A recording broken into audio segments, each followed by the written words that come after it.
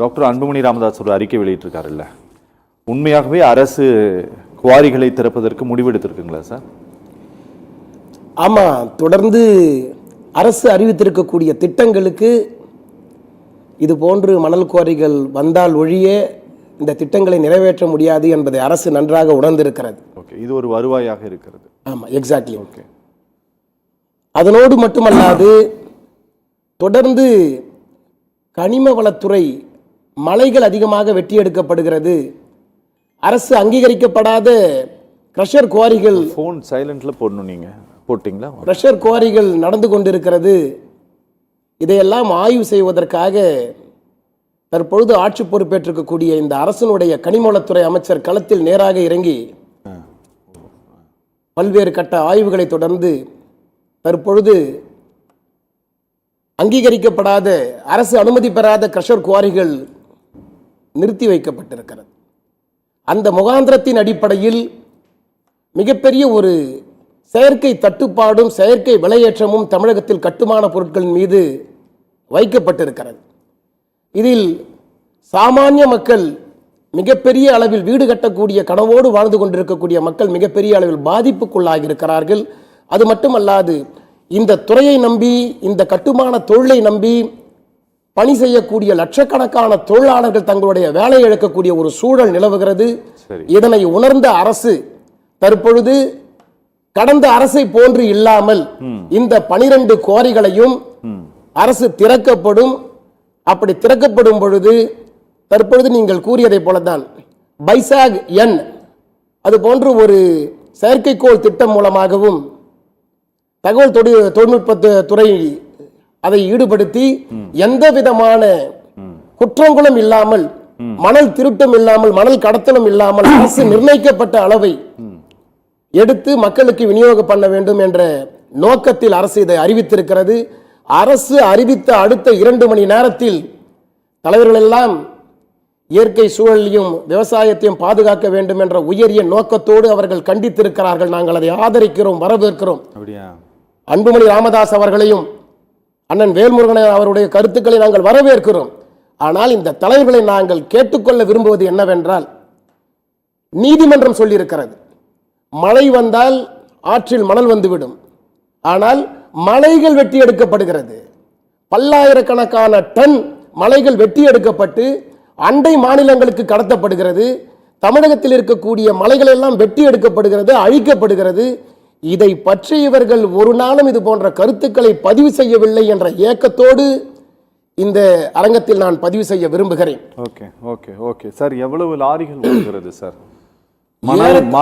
மணல் ஏற்றி செல்லக்கூடிய லாரிகள் சார். ஒரு 5 மாவட்ட ஆட்சியர்களுக்கு சம்மன் பண்ணாங்க. அதில் அவர்களை அழைத்து விசாரித்தது மத்திய அமலாக்கத்துறை. சரியா? திருச்சியை கூப்பிட்டாங்க, வேலூரை கூப்பிட்டாங்க, திருவள்ளூரை கூப்பிட்டாங்க, காஞ்சிபுரத்தை கூப்பிட்டாங்க, கரூரை கூப்பிட்டாங்க. கரெக்டா நான் சொல்றது? 5 கரெக்டு தானே? 5 ஊர் கரெக்டு தானே? ஓகே. அதனால இந்த 5 ஊர்ல மட்டும்தான் மணல் லாரி ஓடுதா இல்லை எப்படிங்க? தமிழ்நாடு முழுவதும் மணல் லாரி ஓடுது. 1 லட்சம் வாகனங்கள் இந்த மணல் லாரிக்காக வடிவமைக்கப்பட்ட வாகனங்கள் இயங்கி கொண்டிருக்கிறது. 1 லட்சம் ஓடுதா சார்? 1 லட்சம் வாகனங்கள் மணலுக்காக மட்டும் வடிவமைக்கப்பட்ட லாரிகள் ஓடிக்கொண்டிருக்கிறது. லட்சக்கணக்கான தொழிலாளர்கள் அதை சார்ந்து பணியாற்றி கொண்டிருக்கிறார்கள். ஒரு விஷயத்தை நான் எடுத்துரைக்க விரும்புகிறேன். அதாவது அரசு முறையாக மணல் குவாரிகளை நடத்த வேண்டும் என்பதற்கு எதிர்ப்பு தெரிவிக்கிறார்கள். சார், எனக்கு ஒரு விஷயம் சொல்லுங்க சார். இந்த தற்போது டிஎன் சாண்ட் அப்படின்னு சொல்லிட்டு இந்த அரசாங்கமே மணலை விற்பனை செய்து கொண்டுதான் இருக்கிறது. இந்த பிரச்சனைக்கு பிறகு 2023ஆம் ஆண்டு எந்த மாசம்ட்டு இருங்க, கரெக்டா நான் சொல்லிடுறேன், அந்த இடி ரிப்போர்ட்டை நான் வச்சிருக்கிறேன். கிட்டத்தட்ட நவம்பர் மாதம் பக்கம் சார், நவம்பர் அக்டோபர் பக்கம் மத்திய அமலாக்கத்துறை பார்த்தீங்கன்னா உயர்நீதிமன்றத்தில் ஒரு அஃபிடவிட் ஃபைல் பண்ணாங்க. அந்த அஃபிடவிட்டில் தான் இவ்வளோலாம் எடுத்திருக்காங்க அப்படிங்கிறத சொன்னாங்க. அதற்கு பிறகு சிறிது காலம் அதை மூடி வைத்திருந்தது அரசு. அதுக்கப்புறம் குவாரி ஓப்பன் ஆனதா? எனக்கு ஞாபகம் இல்லை, கொஞ்சம் சொல்லுங்க. இந்த இடி ரைடுக்கு பிறகும் அந்த கிடங்கில் இருந்த மணல்கள் விற்பனை செய்யப்பட்டது. டிஎன் சாண்ட் ஆப் மூலமாகவே பதிவு செய்யப்பட்டு விற்பனை செய்யப்பட்டது. சரி சரி, குவாரி ரீஓபன் பண்ணாங்களான்னு? புது குவாரிகள் எதுவும் திறக்கப்படவில்லை. ஏற்கனவே ஆற்றுப்படுக்கையிலிருந்து கரை மேல் கொட்டப்பட்ட மணல்கள் விற்கப்பட்டது. Okay okay okay sir, okay பேசலாம் சார். சார் இதை வந்து இன்னைக்கு ஒரு 4 எம்எல்ஏக்கள் இருப்பதனால் ஓரளவு நட்போடு இந்த அரசு பாமகவோடும் இருக்கக்கூடிய காரணத்தினால் திரு அன்புமணி ராமதாசனுடைய இந்த அறிக்கைக்கு இந்த அரசு கண்டிப்பாக முக்கியத்துவம் கொடுக்கும். தமிழ்நாடு கவர்மெண்ட் கண்டிப்பாக இம்பார்ட்டன்ஸ் கொடுக்கும். ஆனால் அதே நேரம் சார், ஒரு கவர்மெண்ட் அப்படிங்கிற முறையில் அவர்கள் இங்கு இருக்கக்கூடிய இன்னபிறவற்றையும் பார்க்க வேண்டியது அவர்களுடைய கடமை. இப்போ நீங்கள் சொல்லக்கூடிய 1000 வாகனங்கள் அப்படிங்கிறது அது ஒரு பெரிய வாழ்வாதாரம் சார்ந்தது. உண்மையாகவே இந்த குவாரிகள் திறக்கலை அப்படின்னா உங்களால் தொழிலே பண்ணவே முடியாதா? இல்லை இது திறக்கலைனாலும் நீங்கள் தொழில் பண்ணி அதை பொழைச்சிக்குவீங்களா? அதுதான் முதல் நீங்க சொன்னீங்க. முதல்வரும் பாட்டாளி மக்கள் கட்சியினுடைய தலைவர் அன்புமணி ராமதாசும் இணக்கமாக இருக்கிறார்கள், அவருடைய கோரிக்கை பரிசீலிக்கப்படும் சொன்னீங்க. நிச்சயம் கவனத்தில் எடுத்துக்கொள்ளப்பட வாய்ப்பு இருக்குன்னு சொல்றேன். அதுதான் அதுக்கு பரிசீலிக்கப்படும் நான் சொல்லல, வாய்ப்பே இருக்காதுன்றத நான் சொல்ல வரேன். அப்படியா? ஆமா. எதற்காகன்னா இந்த அரசு தற்போது ஆட்சி பொறுப்பேற்றிருக்க அரசு கடந்த முறை அரசுகள் செய்த தவறை செய்ய மாட்டார்கள் என நம்புகிறோம். எதற்காகன்னா கடந்த முறை வந்து பாத்தீங்கன்னா தேர்ட் பார்ட்டி அரசு அதிகாரிகளுடைய நேரடி பார்வையில் ஒரு மணல் குவாரியும் தமிழ்நாட்டில் நடக்கலைங்க. அதனாலதான் இந்த முறைகேடுகளும் ஊழல்களும் கரைபுரண்டு ஓடியது. மைன்ஸ் கல்குவாரி எல்லாம் நடந்ததா மேற்பார்வையில? எந்த கனிமங்கள் எதுவுமே அரசு அதிகாரிகளுடைய நேரடி பார்வை without the presence of government. Sir இப்போ வித்தவுட் பிரசன்ஸ்ல நீங்க எம்சாண்ட் கம்பெனிஸ் ஃபங்க்ஷன் ஆகுதா இல்லையா குவாரிஸ்? எந்த அதிகாரி இந்த கவர்மெண்ட் வந்த பிறகு கூட அதிகாரிகள் வந்து கிரஷர் குவாரி உரிமையாளர்களுக்கு முட்டு கொடுக்கிறார்களே தவிர துரிதமாக இந்த அரசு ஊழலற்ற லஞ்ச லாவண்யமற்ற கரைபடியாத அரசாக செயல்பட வேண்டும் என்ற நோக்கத்தில் செயல்படக்கூடிய அரசுக்கு அரசு அதிகாரிகள் துணை கிடையாது என்பதை பகிரங்கமாக நான் குற்றம் சாட்ட விரும்புகிறேன். அரசுக்கு அரசு அதிகாரிகள் துணை கிடையாது. ஏன்னா டி.கே. பிரபு மாண்புமிகு கனிமவளத்துறை அமைச்சர் களத்தில் இறங்கிய பிறகு 2 மாதத்திற்கு பிறகு இந்த கிரஷர்களும் குவாரிகளும் இயல்பு நிலை திரும்புகிறதோ என்ற ஏக்கத்தில் இதை நான் பதிவு செய்ய விரும்புகிறேன். எதுக்குன்னா இப்ப பாத்தீங்கன்னா 100 லோடுக்கு பாஸ் கொடுத்துட்டு 1000 லோடு வெட்டி எடுத்தாங்க கல் குவாரிகளில். சார் இங்க பாருங்களேன், நான் ஒன்னு சொல்றேன் கேளுங்க. நீங்க கடந்த காலத்தில் நடந்த தவறுகளையே சொல்லிட்டு இருக்காதீங்க. இந்த கவர்மெண்ட் வந்த பிறகு 100 லோடுக்கு பாஸ் கொடுக்குறாங்கன்னா 100 லோடு தான் ஓட்டுறாங்கன்னு உங்களால சொல்ல முடியுமா? 200% சொல்ல முடியும். ஏன்னா சார் அதுதானே வேணும். கிரஷர்ஸ் அந்த பாறைகளை அரைத்து ஜல்லிகளாகவும் எம்சாண்டாகவும் கொடுக்க வேண்டிய வேலை பணி வந்து கிரஷர்களுக்கு இருக்கா? இதுல 4000 எம்சாண்ட் கிரஷர்ல 1400 பேர் தான் சார் அனுமதி வாங்கியிருக்கிறான்.